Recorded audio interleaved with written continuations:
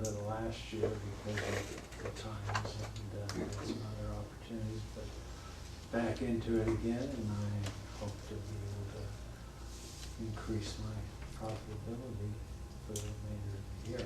Any goals in terms of volume this year? In terms of what? Volume, number of transactions? I would like to have at least 10 before the end of the year, at the very minimum. I'm Julie Lowe. Hey, Julie. Hi. This is my 20th year Wow. with this career.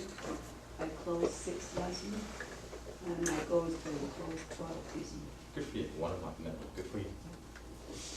My name is Jay. Well, I've been active since 2005. Last year was very bad for me, and I like to be active this year. And my main problem is not being able to get money.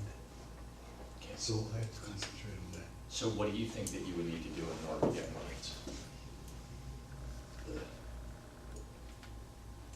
Well, I'm here to find out. Prospect. So right, it's that word prospecting, because prospecting is the rainmaking element of the business. So guys, when you get your real estate license, I'm gonna come right back to you. When you get your real estate license, and your license, it doesn't say that you became, and you know this, you've been in the business long enough, it doesn't say that you become a real estate professional when you get your license. What it says is that you get your salesperson's license.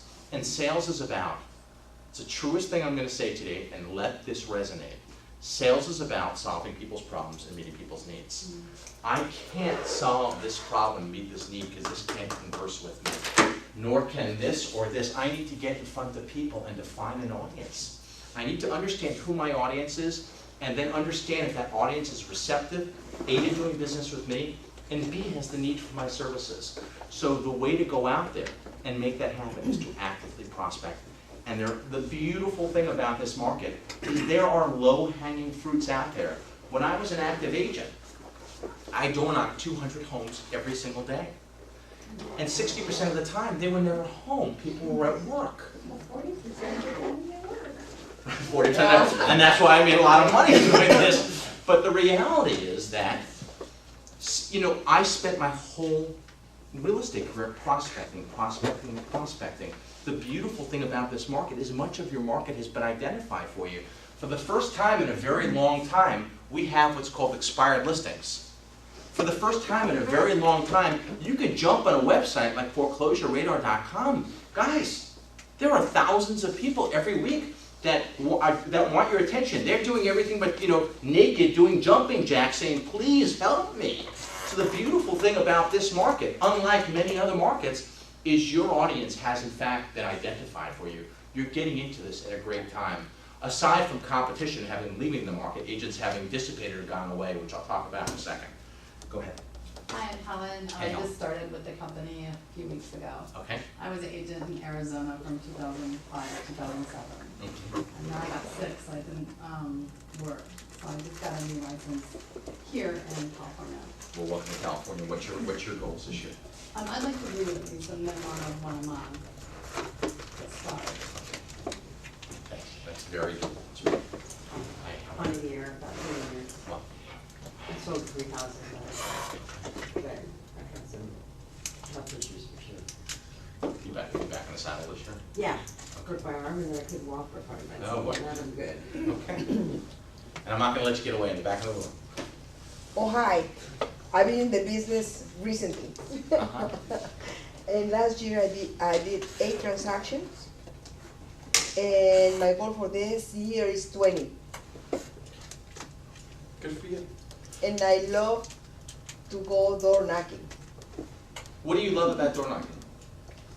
That one-to-one, I can convince the person that they need my services. And to me, this is the best market in the world. How many doors do you knock on a weekly or daily basis, if you don't mind me asking? Sometimes 1 or 2 blocks. Okay. Mm-hmm. Okay. Guys, first of all, I want to thank everybody. I just wanted to ask you, you didn't ask me what my goals were. Whatever you I don't really specifically have a goal. All I know is I just want to keep the pace of work that I'm doing, whatever comes, comes. Okay, I want you to set a goal. Anybody in the room ever read Napoleon Hill, How to Think and Grow Yeah. Yeah, great book, right? What he talks about, it's as clear as the day is long. There is something to writing something down or telling your colleagues or telling your loved ones what your goal is. Because you know, there's a power in kind of putting it out there and you're held accountable to that. Your goal should be a stretch. It should be 50-50 whether or not you're going to make that goal. If it's a layup, it's really not a goal. A goal needs to be a stretch, and you need to write your goals down and look at them every night. You have to really kind of digest, and you need to put it out there because it keeps you on track. Decide what you want and what you're willing to give up, and that's how you determine your goals. But I'm going to get into goals in great detail in a little bit. I know that you're leaving shortly, but I want you to be really clear about your goals, and I'm going to talk to you about how to properly calendar to ensure that you hit your goals. So how many people in the room find this market to be challenging? Okay. It's fair to say most of the room perceive this market challenging. Guys, when I got into the real estate market, I was a sophisticated beach bum. I think some of the people heard me say that before. I got into the real estate business in 1990, 1991. I graduated from UCLA in '84. I lived in Herbosa Beach, and I was a sophisticated beach bum. I dated lots of pretty women. I learned how to bump, set, and hit. I mean, that was my life. And I got so sick and tired of just being average and mundane. I have a younger brother who's a vascular surgeon, who's a doctor. I have an older sister who's a doctor, married to a doctor, and I had zero sense of self-worth or accomplishments in my life. That's just the fact. That's just absolute truth. And I didn't know what I was going to do. But I knew I needed to do something to empower me, to give me a sense of confidence, to allow me to kind of hit my stride. So I got into residential real estate. My mother-in-law, to-be at the time, was the manager of the RE/MAX office. And I said, Judy, I don't want to do residential real estate. I said, that's for housewives. She said, really? She said, there's a guy here in Valencia, Santa Clarita. You guys know where that is along Highway 5? Said, one's name is Lou Fricky, the other guy is Dana Kellstrom. They make over $1 million a year. She said, if you think that's housewives, you need to get your head examined. I want to tell you, it's one of the best businesses I ever got into. I love this business, and I love this business for the following reasons. One is that if you truly believe, like I do, that sales is about solving people's problems and meeting people's needs, you need to be in front of people. When you're actually selling to somebody, you're either with a buyer or on a listing appointment. So let's take a listing appointment for a second. How long is your average listing appointment? Depends, but probably a couple hours. Couple of hours? Hour and a half? Usually it took me a half an hour to do a listing appointment. Typically an hour and I was out of a listing appointment. What is your average sale in this area? About 900. Average is about 9, I think. 900,000, is that a fair number? You all? Now and then, yeah. Okay, what is your average commission, 900,000, 2.5? Yeah. Can we just call it $20,000? Yeah. Guys, please show me another industry. I'm really serious about this. Show me another industry where you could actually be on a selling appointment, a sales appointment, securing a listing, and you're gonna make $20,000. If it takes an hour and you're working 40 hours in a week, 160 hours in a month, what are you doing the other 159 hours? Knocking on those 200 doors with all of the... That is right. That's supposed to be That is right. You are actively prospecting. I want to share something with you, and I want you to think about this. So I was the VP of sales at Movoto.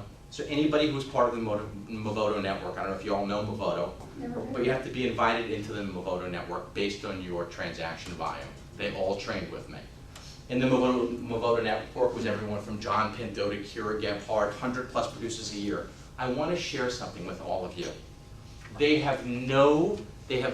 bring nothing more to the table than any of you. They have one thing that separates them. Top agents have one thing that separates them or distinguishes them. They have the will and the desire to be successful, and they apply the tools. And when they commit to working, and I know that you were ill, thank you for sharing that. Whether you're working 20, 30, 40 hours a week, what I propose is be true to yourself, be authentic to yourselves. Whatever hours you commit to working, go at it with a sense of passion and a sense of purpose to ensure that you are 100% successful. When I got into the business, it wasn't whether or not I was going to be successful, it was just how successful I was going to be. My mindset is that I was willing to do anything and I was going to be prepared. I was going to be prepared. So when I went out there, I knew how to properly ask the right qualifying questions so I didn't waste my time. And I was going to properly handle, isolate, and overcome any objection, because anytime somebody gave me an objection, that was nothing more than a pathway to a sale. If I could isolate it, handle it, and properly overcome it. I don't say this to brag, so my first year in the business in a market that mirrors this market, I did 40+ transactions. My second year in the business, I did 105 transactions. So my ramp was very, very, very quick. And again, the reason I was able to do that was focus. This is a great business. I want you to think about something before I really start getting into specifics and details. I want you to try this on, just wear this and see if it fits. You know, as we go around society, a lot of pride or a lot of respect is given to one who has the designation of attorney, correct? Or a lot of pride or respect is given to one who has the designation of accountant. I want you to try this on, and if you truly believe this, I promise you your real estate career will change. You have been ordained with one of the most important tasks that anybody can have. You are responsible for helping people dispose of their most important asset or make their largest purchase. You tell me how that's any less significant than one's attorney or one's CPA. But if you don't believe it, if you don't run your business as a business, if you don't internalize that, then nobody else will. Try that on for a second. You have picked a great industry. I know why people get into this industry. The payout is huge, right? $20,000 for a sale for an hour's worth of work. And let's face it, we're typically not selling our own listing. What sells a listing in this market? Price. And Condition. that's it. And location.